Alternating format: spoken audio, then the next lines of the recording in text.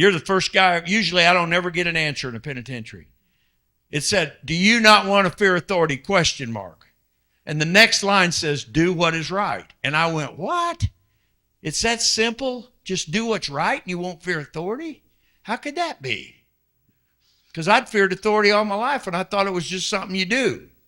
Right? I mean, I was 40 years old when I got saved, and I'd been stealing and doing stuff wrong since I was 8 years old.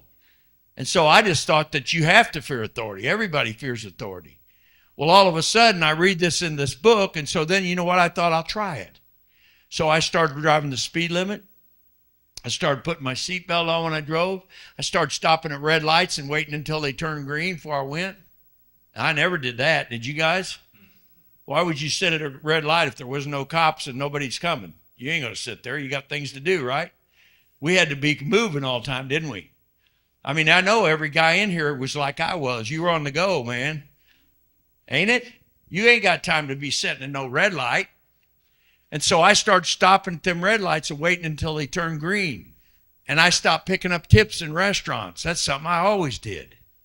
I mean, if I had $2,000 in my pocket and there was $4 laying on the table, now I got $2,004. That's just the way my mind worked.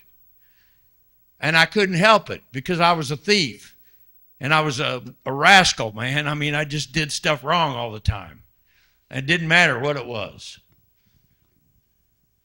And so as I began to realize, I had this place in my life where I had the money and the power and the influence. I had no relationship with my kids. My kids would come over and ask my wife, where's Dad?